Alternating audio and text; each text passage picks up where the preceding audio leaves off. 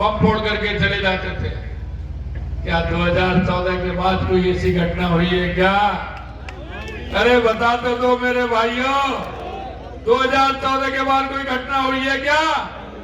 अगर घटना को अंजाम भी दिया तो देश के यशस्वी प्रधानमंत्री नरेंद्र मोदी जी के नेतृत्व में उनको घर में सबक सिखाने का काम किया।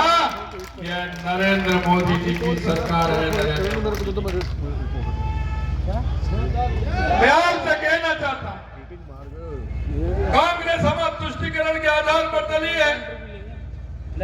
इन्होंने हमेशा जातिवाद के नाम पर काम किया है, तुष्टिकरण के आधार पर काम किया है, भ्रष्टाचार के आधार पर काम किया है। इस देश में भ्रष्टाचार को जन्म देने वाली है तो ये कांग्रेस है, ये कांग्रेस। आपने देखा हो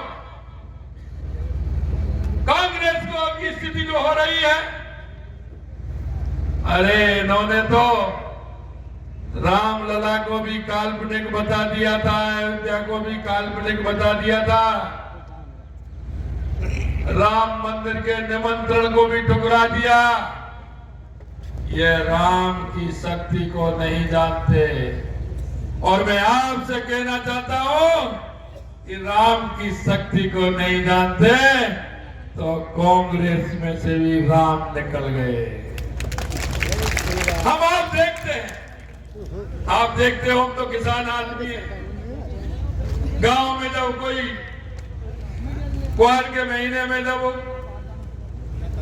जोत चलती थी तो कोई बैल पौधा हो जाता था।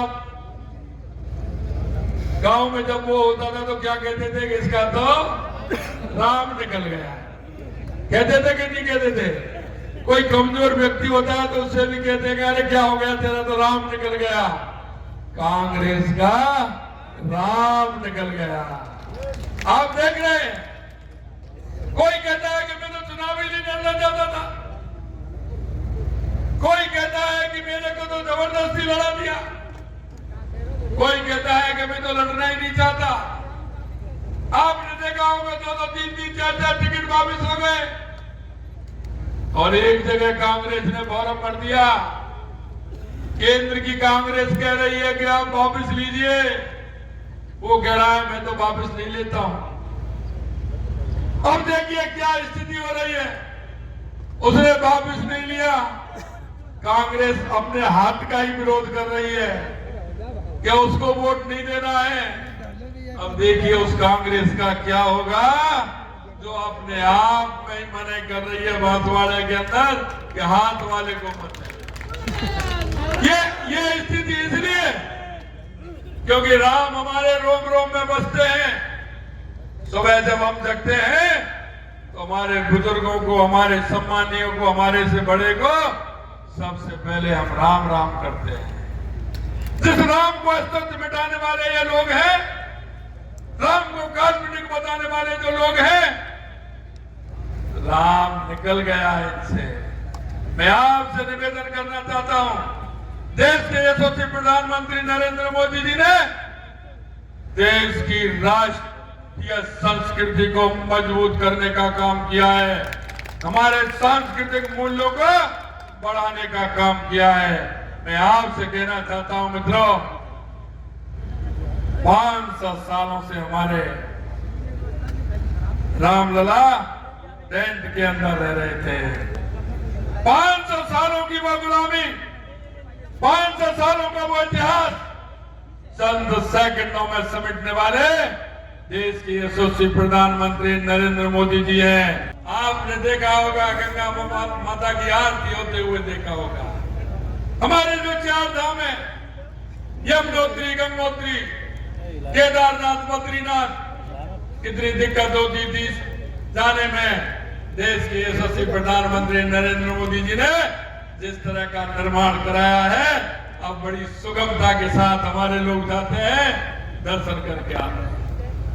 यही नहीं, मैं आपसे कहना चाहता हूं 2014 के बाद आपने देश में परिवर्तन देखा है या नहीं देखा, मैं आपसे पूछना चाहता हूं। 2014 के बाद देश में परिवर्तन हुआ है। आपने देखा है कितना बड़ा परिवर्तन हुआ है।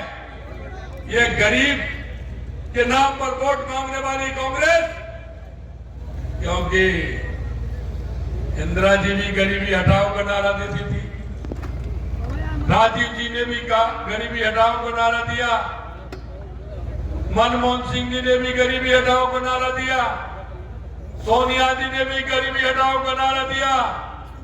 अब उनकी चौथी पीढ़ी राहुल गांधी, प्रियंका गांधी भी गरीबी हटाने का नाम ले रहे हैं। मैं आपको कहना चाहता हूं मित्रों, सिर्फ गरीबी हटाने का नारा दिया, गरीब से इनका कोई सरोकार नहीं रहा, कोई नाता गरीब से नहीं रहा। सिर्फ इन्होंने जुमलेबाजी की और इन्होंने झूठ और लूट की दुकान खोलने का काम किया। मैं आपको विश्वास दिलाना चाहता हूं मित्रों, 2014 के बाद देश में भी आपने परिवर्तन देखा। देश में बढ़ता हुआ, दुनिया में बढ़ता हुआ भारत का सम्मान भी आपने देखा है। गरीब कल्याण की योजनाएं भी आपने देखी है और देश का विकास भी आपने देखा है। देश के हर कहीं कोई भी जिला है, हर जिले में मेडिकल कॉलेज खोलना, ये हमारी यशस्वी प्रधानमंत्री जी का सपना था। मैं आपको बताना चाहता हूं, आप दिल्ली मुंबई हाईवे पर गए हैं क्या? दिल्ली मुंबई हाईवे पे कौन कौन गए, जरा हाथ खड़ा करिए। अरे आपको कैसा लगता है ये तो बता दो भाइयों। अरे जब उस पर चलते हैं तो कैसा लगता है? अरे हमारे युवा भाई चलते हैं तो उनको कैसा लगता है? यह सोच देश के यशस्वी प्रधानमंत्री नरेंद्र मोदी जी की है, जो 12 घंटे में मुंबई से दिल्ली आदमी पहुंच जाता है।